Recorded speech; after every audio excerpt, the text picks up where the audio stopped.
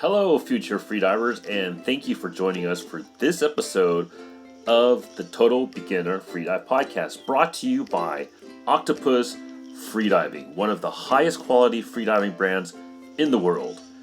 This is episode 16, How to Prepare for a Freedive Course. 20 years stuck in the office, and now he's traveling the world. Just one breath and diving deep, he's healthier and happier than ever. Freedive nomad, he's found what he wants to do. A freediving podcast for total beginners like you. Freedive nomad, the peace into the deep blue. Make the dream come true, you can do this too. So it's been a minute. The last episode I released was about 3 months ago, and I must apologize for that. Got a little busy with some other priorities, and life just gets in the way sometimes. Now I have about 3 more episodes planned out to reach the 20 episodes, which was my original goal for this podcast. And after that, let me know if there are any topics you want me to cover. Otherwise, I'm going to head into an interview type podcast, mostly about inspiring stories of regular people who improved their lives through freediving and made it into a living. Shoot me a DM on my Instagram if you have any topic ideas to cover. Otherwise, I will cover more intermediate stuff on my YouTube channel, as I feel the video format would be a much easier way to learn. So if you listen to this podcast for a while now, and after listening to episode 13 on how to choose a freedive course by Ted Hardy, you've done your research and have finally signed up for a freedive course. And speaking of Ted Hardy, wait till the end of this podcast where Ted will talk about a very exciting event he's putting up online. Now remember, there are a couple of prerequisites for most courses, and you heard about that in episode 7. But just to quickly review, it's swim a certain distance, a medical form, and to be over 16 years of age, and that's for most agencies. Check with your instructor what the swim prerequisite is, and ask for the medical form ahead of time to make sure you don't mark yes to any of the conditions listed. Because if you do, you will need your doctor to sign the form to certify you are medically fit to take a freedive course. You should also be in moderately good shape. I wasn't in super top tip shape when I did my first course, and that was okay. And also a reminder from the previous episode, you don't need to practice your breath holds or extend your breath hold times before the course. That's why you're taking a freedive course, to learn the skill of holding your breath. But one very important thing you should do is to learn frenzel equalization before starting your freedive course. This is the most efficient method of equalizing for freediving. The method used in scuba won't work here unless you are already using frenzel in scuba. Now, the number one reason students fail to pass their first freedive course is not being able to equalize, and that can be a total buzzkill if you paid all that money and travel far to take a freedive course and find out you can't even make it to 3 meters because you can't equalize. That's why I insist on getting on a Zoom call with my students well before the start of their course so I can teach them the frenzel equalization. And once they have that down, I recommend they practice it hundreds of times a day for 2 reasons. Number 1, it improves flexibility of your eustachian tubes and thus helps making equalizing easier. And number 2, you want this skill to be ingrained in your muscle memory, because once you get to the course and start diving, you have a number of new movements to become proficient in, and you don't want one of them to be equalizing, because that'll impede your relaxation and thus your ability to equalize by just giving you one more thing to think about. Now, if your instructor does not teach you to equalize before a course, check out Adam Stern's YouTube video on how to equalize. This is probably the best introductory frenzel video out there. And the second thing I would do is check out my friends over at VD Freediving. Their video on building soft palate awareness, which requires only a balloon and is an easy and effective exercise to do before your freedive course. Now, why do you need to do these exercises? A lot of times people who can equalize on land using Frenzel, then they get into the water and can't do it because their soft palate shuts. The soft palate is this tissue in the back of your throat which regulates whether your air goes through your sinuses and out your nose or out your mouth. So it's like a valve. And this exercise would help with your soft palate awareness. Now, both of these videos are in my show notes, or you can check out freedivepodcast.com/prep and get the playlist for those. So if you made sure you can fulfill the swim requirement, you got the medical form, and you're starting to learn equalization. Here are some additional things to do to prepare or to note for your first freedive course. Sun protection. It's very likely that wherever you go to take a freedive course, intense sun will be an element you have to factor in. First of all, you should apply your sunscreen 30 minutes before exposure to allow time for the sunscreen to bind to your skin. Otherwise, it'll just wash off immediately. You might also want sunblock so you don't get those funny tan lines, i.e. a reverse golf tan line on your hands and the mask tan line. To minimize a mask tan line, get a mask with a clear skirt. And if you use sunscreen, please use reef safe sunscreen. Now, why is that? First of all, it's better for your health. The skin is a wonderful medium to absorb nutraceuticals, and many companies and doctors use transdermal cream as a means of administering nutrients or medicine through the skin. Basically, your skin will absorb everything on it, so when you use a sunscreen laden with nasty chemicals, you will absorb those toxic chemicals into your body. And some of them are known to be cancer-causing. Reef-safe sunscreen uses minerals like zinc oxide or titanium oxide instead of toxic chemicals like oxybenzone, the most common ingredient in conventional sunscreens. Up to 14,000 tons of harmful sunscreens ends up in the coral reefs, killing them, which is an ecological disaster which has much bigger implications for our planet. As a general rule, any sunscreen which is organic, natural, or biodegradable would be heaps better than a conventional one, for our environment anyways. So why would you use something that's toxic both to our precious oceans and to our body? You can also check out the video on the playlist at freedivepodcast.com/prep to find out more about reef-safe sunscreens. Dive insurance. Do you really need it? First, check with your health insurance or existing coverage to see if freediving is covered. If not, ask if you can put a rider to include it.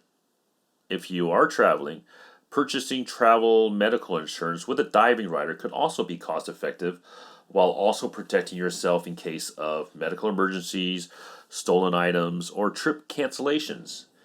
If you're a scuba diver and already have dive insurance, check with your insurance company to see if freediving is also covered, which I imagine it would be. If you do get dive insurance, it might be worthwhile to check for an annual rate rather than just a few days that covers the course, especially if you plan on diving a lot in the future, whether that be freediving, spearfishing, or scuba diving. Now let's talk about air conditioning. Most places that you'll go to for a freedive course will probably be hot, but it might be smart to get a room with no air conditioning.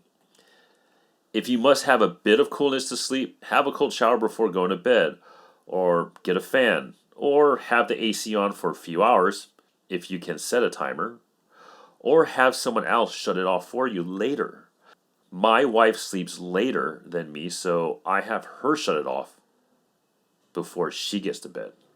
Running the AC all night risks a stuffed nose the next day, thus making equalizing difficult. Seasick pills. It happens. Some people in the water do get motion sickness. I even know an instructor who takes it every time she goes out on the boat. And I recently had a student vomit numerous times during a course, and that totally kills the vibe of the session. So make sure you get some anti-motion sickness pills before your freedive course. Long hair. If you have long hair, bring rubber bands to tie your hair up. I have no hair, so I really don't know about this, but this is simply the feedback I've gotten from my past students. Wetsuit. Before putting your wetsuit on, make sure you shake out the wetsuit, especially if it's been stored outside, because there could be some bugs, especially like spiders. We got a lot of spiders where I teach, and you want to shake it out and make sure those spiders get out of your wetsuit, because that'd be kind of scary. Also, before putting on your wetsuit, make sure to take off big jewelry, especially earrings, as the neoprene from the wetsuit grips pretty hard onto your jewelry and can pull it off or damage it. Now, once you're on the buoy, try to use like a yoga studio voice level. You don't want to be too loud when you're on the buoy, because some other people around you could be trying to get into the relaxation zone, and loud voices aren't very conducive to that. So, good etiquette. Let's keep those yoga studio voice levels on the water. Also, while you're on the buoy, don't give advice to other students. Each dive, there often is a number of things that were done incorrectly, and the instructor will pick one or at most two things for the student to focus on. If you give a student too many things to correct, it just messes things up. And the people who are worst at this are couples. So if you're going with your significant other, be especially careful of this. Now, with each course, you're given a manual. So please read that manual before the course, even if it's just quickly. In my course, you will learn each concept about 4 different times. Through the manual, then on an online lecture with me, then during a knowledge review, and then I'll be dropping these concepts during the course, so you have some concept to each of these topics. And I find this is the best way of learning and passing the written exam. Don't be competitive. Everyone has their own journey and progress at their own pace. If you push yourself in freediving, this is a really easy way to risk injury or a blackout, which is what we don't want on a course. Yielding to other divers. When you are not diving, it's most likely your fellow classmates and your instructor will be diving as well. If you're resting on the buoy, keep your eyes open and make sure to get out of the way if the instructor or your classmate is surfacing. They have the right of way. If you do not get out of the way, you'll risk some trauma to your groin, or the diver can sustain a neck or head injury. So get out of the way. When getting in or out of the water, offer some help to your instructor to carry some stuff. Obviously not required, but always appreciated. And you know what else we also appreciate? Being on time. Something not highly appreciated is hydration. And not just the morning of. You need to start the night before. And please don't drink any alcohol the night before diving, at least not a lot. A beer at dinner probably won't make a big difference, but I find just a few drinks, even if I'm not even buzzed, will affect my performance the next day. In terms of eating, make sure you don't eat histamine-rich food or foods you know you're allergic to. This can cause a stuffed nose, allergic reaction, and prevent you from equalizing. And that's it. And finally, as promised, here's Ted Hardy to explain to you this super exciting event he's putting on and how to get free access. My name is Ted Hardy. I'm the founder of Immersion Freediving and my new podcast, Freedive Live. And I want to thank Ray for giving me the opportunity to share with you the biggest online project that I have ever created to date. And that's Freedive Live's 2022 Freediving Summit. It's an online virtual conference where anyone can learn from 29 of the world's best freedivers and spearfishermen from the comfort of their home or office.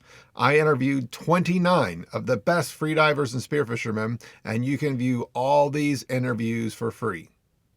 Okay, Ted, but who did you really interview? I interviewed William Trubridge, 18-time world record holder, Alexei Molchanov, 25-time world record holder, Stig Severson, 4-time world record holder, Sarah Campbell, the first woman to 100 meters, Kurt Kroc, the founder of Performance Freediving, Ashley Futrell-Chapman, 3-time world record holder, James Nestor, the New York Times bestselling author of Deep and Breath, Stephen Whelan, the founder of Deeper Blue, Donnie Mack, the creator of Freedive Cafe, and Ben Greenfeld, biohacker and podcaster. I will be broadcasting all of these interviews from February 1st to February 3rd. To register for your free ticket so you can start learning from these legends, simply visit freediving-summit.com and click register. For those that register for your free ticket on February 1st, you'll be able to view all of the freediver interviews for 24 hours. On February 2nd, you'll be able to view all the spearfishing interviews for 24 hours. And on February 3rd, you'll be able to view all the freediving agency interviews again for 24 hours. If you don't want to wait until February 1st to start learning from these legends, or you want the convenience of watching these interviews whenever you want, let's say today or a year from now, you can upgrade to the All Access Pass. This will allow you to view these interviews whenever is convenient for you, as well as give you access to 2 of my popular online freediving courses. I am so lucky to have been able to conduct these interviews with the legends of our sport. I personally learn so much, and I can only imagine that you will as well. Visit freediving-summit.com to register for your free ticket today. So to access that, check out the link in the show notes or go to freedivepodcast.com/TED. And that's it. In our next episode, we'll be talking about the benefits of freediving, so stay tuned for that. And if you haven't already, please leave a review on the Apple Podcast app. You can get directly there by typing in freedivepodcast.com/review. This will help me reach more people and help me fulfill my goal of introducing freediving to as many people as possible. Dive safe and never dive alone. 20 years stuck in the office, and now he's traveling the world. Just one breath and diving deep. He's healthier and happier than ever. Freedive nomad, he's found what he wants to do. A freediving podcast for total beginners like you. Freedive nomad, the peace into the deep blue. Make the dream come true. You can do this.